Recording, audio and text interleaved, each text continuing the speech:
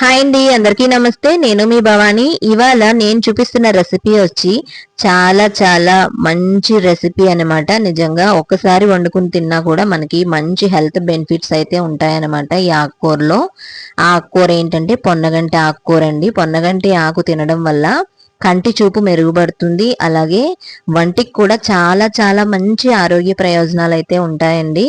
ముందుగా అయితే రెసిపీ తయారీ విధానం చూద్దాం. ఇక్కడ నేను ఆకుకూర తీసుకుని చక్కగా కడిగేసుకుని క్లీన్ చేసేసి పక్కన పెట్టుకున్నాను. అలాగే 2-3 టమాటాలు, ఒక 2 ఉల్లిపాయ ముక్కలు, అలాగే 2-3 పచ్చిమిర్చి చీలికలు తీసుకున్నాను. ఇవన్నీ రెడీగా పెట్టుకున్న తర్వాత ఇప్పుడు స్టవ్ వెలిగించుకుని స్టవ్ మీద ఒక బాండీ పెట్టుకుని ఆయిల్ వేసుకుని ఆయిల్ హీట్ అయ్యాక దానిలోకి జీలకర్ర, వెల్లుల్లి వేసి కొంచెం వేగిన తర్వాత ఇప్పుడు నేను కట్ చేసి పెట్టుకున్న ఉల్లిపాయ ముక్కలు, పచ్చిమిరపకాయ ముక్కలు, అలాగే కరివేపాకు వేసి అవి కొంచెం వేగాక ముందుగా తరిగి పెట్టేసుకున్న పొన్నగంటి ఆకుకూరను కూడా వేసుకుని ఒకసారి బాగా కలిపేసుకుని మూత పెట్టి చక్కగా ఇలా ఇక్కడ నేను చూపించే విధంగా బాగా మగ్గనివ్వాలి. ఇలా బాగా మగ్గిపోయిన తర్వాత ఇప్పుడు ఈ ఆకుకూరలోకి టమాటాలు కట్ చేసుకున్నాం కదా, 2-3 టమాటాలు, ఆ టమాటా ముక్కలను కూడా వేసేసుకుని ఒకసారి బాగా కలిపి మూత పెట్టుకుని చిన్న మంట మీద టమాటాలను కూడా చక్కగా మగ్గనివ్వాలన్నమాట. ఈ పొన్నగంట ఆకుకూర తినడం వల్ల మనకి కాల్షియం తక్కువగా ఉందనుకోండి, ఆ కాల్షియం వస్తుందన్నమాట. అలాగే పాల పదార్థాలు తింటే కాల్షియం వస్తుంది అంటారు కదా, అవన్నీ తినకుండానే ఈ ఒక్క ఆకుకూర తింటే చాలండి కాల్షియం అనేది మన ఒంటికి సరిపడా చక్కగా అందుతుంది. ఇది దొరకాలే కానీ ప్రతిరోజు తినొచ్చు. ఇక్కడ నేను ఆకుకూర టమాటా బాగా మగ్గిపోయిన తర్వాత ఇప్పుడు దీనిలోకి రుచికి తగినంత ఉప్పు, కారం, పసుపు వేసాను.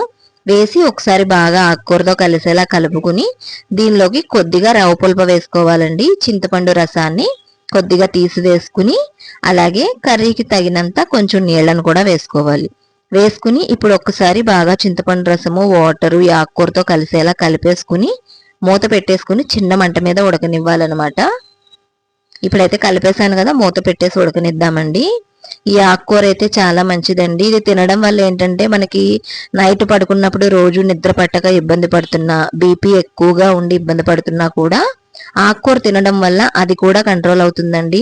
నిజంగా మైండ్ రిలాక్స్ అవుతుంది. ఈ కర్రీ తిన్న తర్వాత చాలా బాగా మంచి నిద్ర పడుతుంది అనమాట. అసలు కంటి చూపు అయితే సూపర్ గా పనిచేస్తుందండి. నిజంగా కంటి చూపు చాలా క్లియర్ గా ఉంటుంది. ఈ కర్రీ తినక ముందు తిన్న తర్వాత తేడా మనకే తెలుస్తుంది అనమాట.